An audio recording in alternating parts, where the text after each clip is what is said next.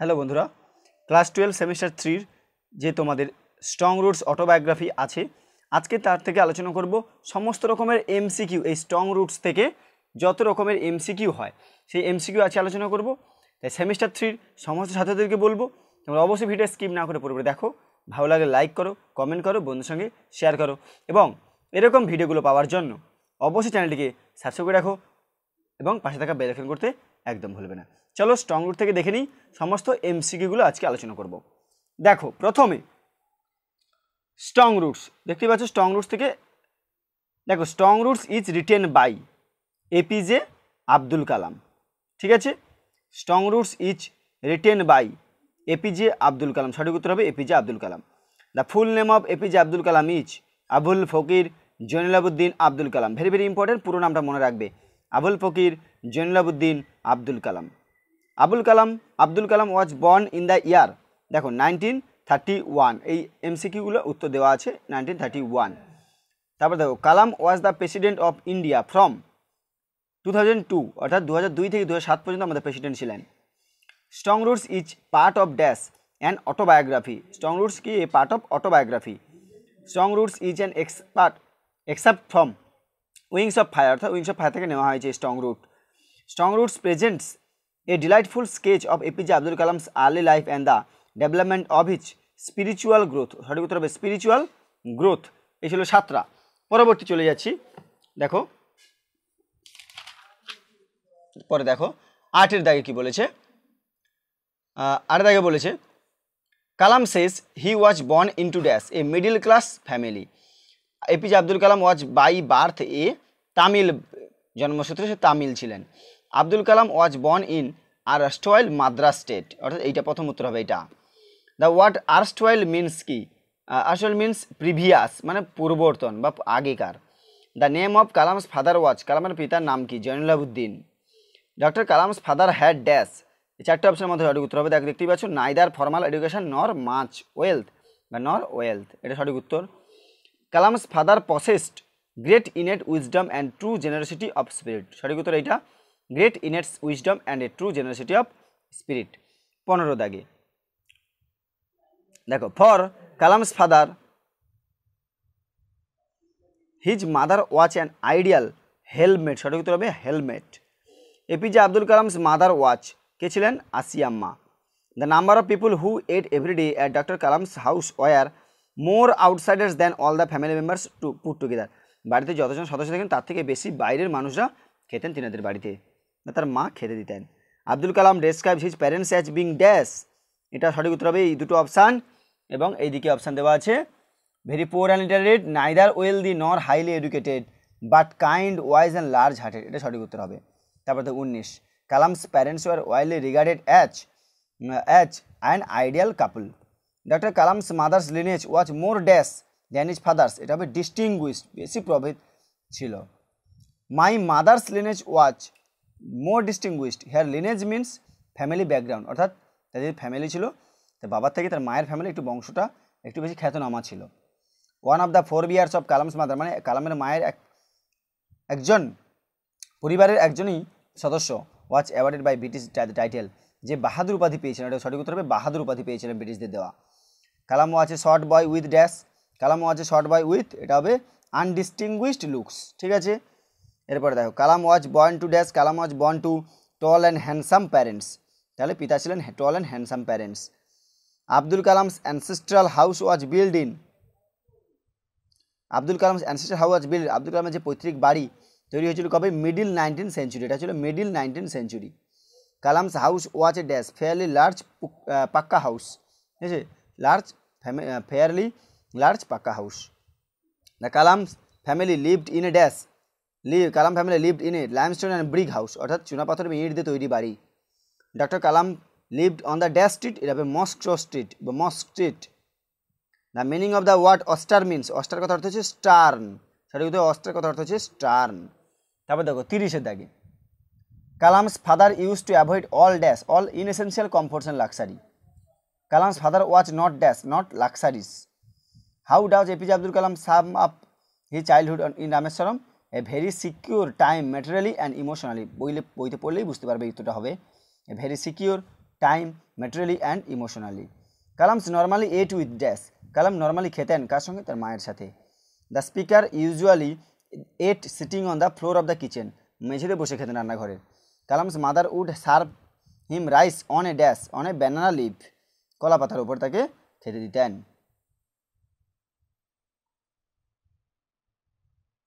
তারপর দেখো, during his childhood Kalam's lunch would include, এখানে হবে অল অফ দ্য অ্যাভাব, মানে কী কী ছিল? Rice and aromatic sambar, homemade pickle, fresh coconut chutney, all of above. এটা হবে অল অফ অ্যাভাব, মানে এগুলো সবগুলোই তার লাঞ্চে ছিল, খাওয়াতো, খেত। তারপরে দেখো, Rameswaram was famous to, Rameswaram কেন বিখ্যাত ছিলেন? তাহলে রামেশ্বরম ওয়াজ ফেমাস টু, এটা সঠিক উত্তর হবে পিলগ্রিমস।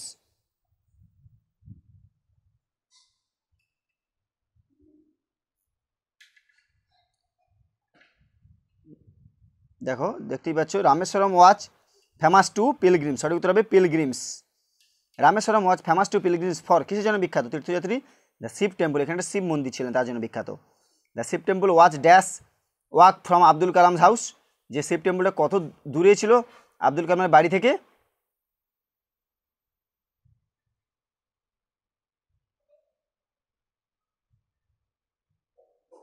ছিল 10 মিনিট ওয়াক। দেখো 10 মিনিট ওয়াক হবে।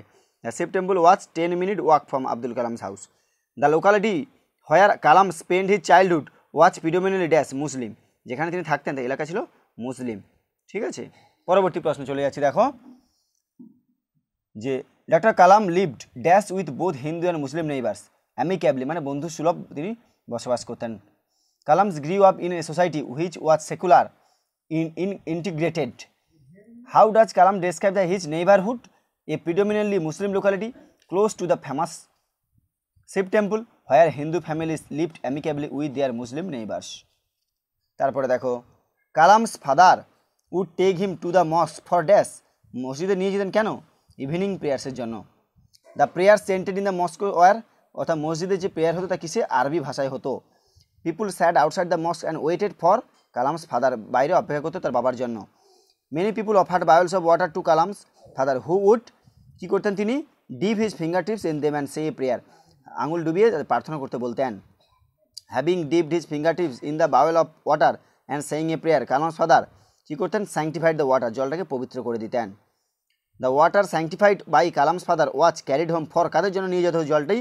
নিয়ে যেত ইনভ্যালিড, যারা অসহায় পঙ্গু মানুষ তাদের জন্য নিয়ে যেত হতো এবং তারা ভালো হয়ে যেতেন। 50, when people thanked Jainuddin after being cured, he always smiled and asked them to thank Allah the merciful, সঠিক উত্তর হবে আল্লাহ the merciful, the omnipotent, the omniscient, the benefactor of mankind, এটা হবে merciful. Why was Kalam's father well known in their locality?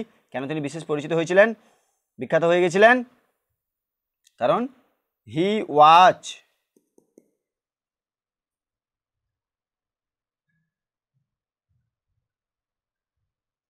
was a healer who prayed for the well-being of his fellow men. We know that Kalam's father was acknowledged as a spiritual person because he was very knowledgeable about spiritual matters. তার তিনি আধ্যাত্মিক চেতনা সম্পর্কে অনেক জ্ঞান ছিলেন। এরপর দেখা, the name of high priest of Rameswaram temple was, রামেশ্বরমের যে পুরোহিত ছিলেন মন্দিরের তার নাম কী ছিলেন? পক্ষী লক্ষ্মণ শাস্ত্রী, বানান দেখবে পক্ষী লক্ষ্মণ শাস্ত্রী, অর্থাৎ পক্ষী লক্ষণ শাস্ত্রী। পক্ষী লক্ষ্মণ শাস্ত্রী ডিসকাস কী নিয়ে তিনি আলোচনা করতেন? বাবার সঙ্গে, কালামের বাবার সঙ্গে স্পিরিচুয়াল ম্যাটার্স নিয়ে আলোচনা করতেন।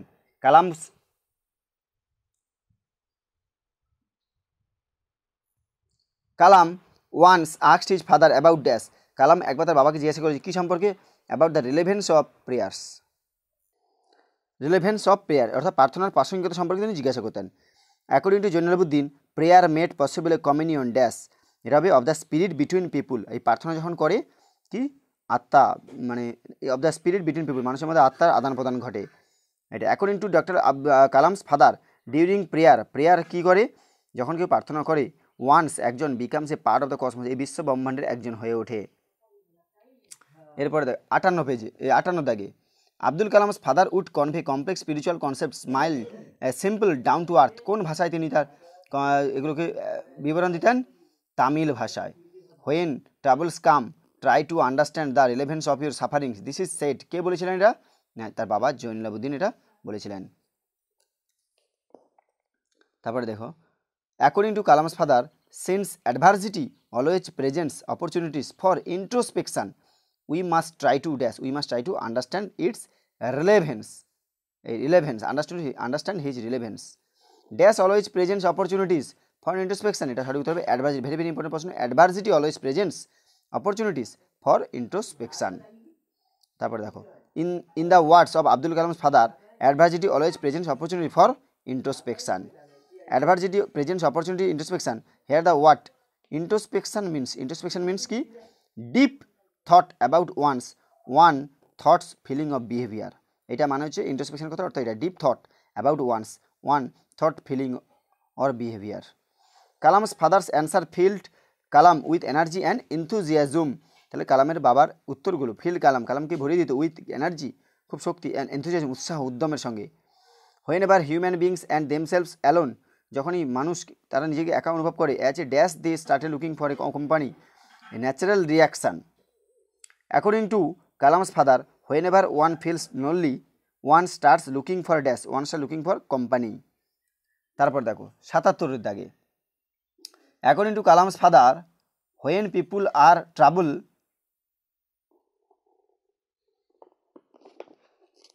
দেখো according to Kalam's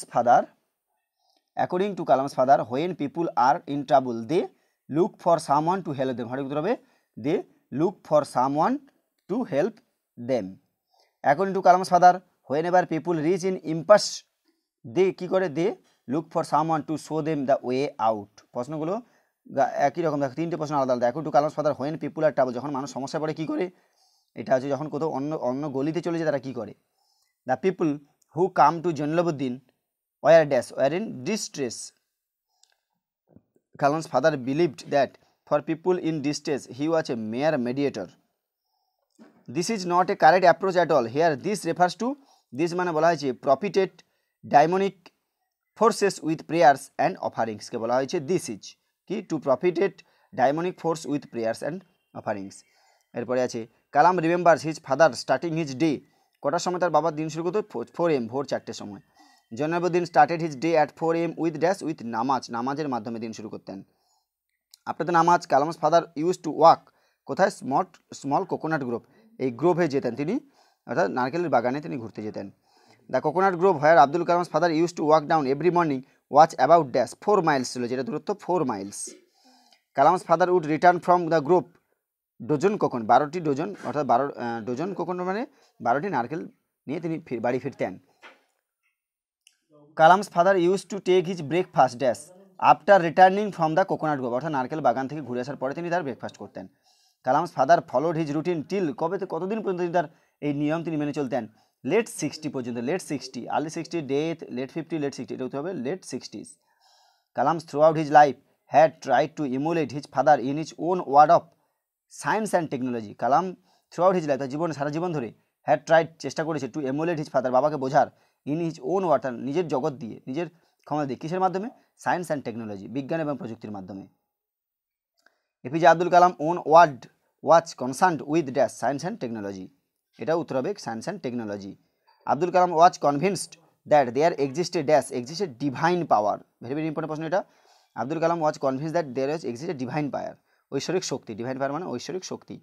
according to APJ Abdul Kalam, the divine power can lift one up from dash, one up all of this, সবগুলো, কনফিউশনে মেজারি, মেলাঙ্কুলি, ফেলিওর, এগুলো সবগুলো উত্তর হবে এটা অল অফ দিস, এই জন্য দেওয়া আছে অল অফ দিস। প্রশ্নটা দেখো, according to APJ Abdul Kalam, the divine power can lift one up from. তারপর দেখো 83, there is a divine power that can guide one to one's true place in life, সঠিক উত্তর হবে in life. According to Kalam, severing physical and emotional bond leads one to dash, one to সবগুলো, peace, freedom, happiness, all of these উত্তর হবে, মানে এগুলো সবগুলোই উত্তর হবে এর। 85 দাগে, Kalam is also spiritual because he believes that an individual has to sever all ties to be happy. By strong roots, APJ Abdul Kalam meant, strong রুটের মাধ্যমে এপিজে কালাম বুঝিয়েছেন কি, হিজ ফ্যামিলি ব্যাকগ্রাউন্ড। 86টা প্রশ্ন হলো এই অবধি। 86টা শর্ট কোশ্চেন পড়লেই তোমরা এখান থেকে পরীক্ষায় প্রত্যেকেই পেয়ে যাবে থার্ড সাবমিটিভের সমস্ত কোশ্চেন। তাই আবার বলে ভিডিও শেষ করে আগে যদি চ্যানেল নতুন হও অবশ্যই সাবস্ক্রাইব এবং ভালো লাগলে লাইক কমেন্ট করে বন্ধুর সঙ্গে শেয়ার করো।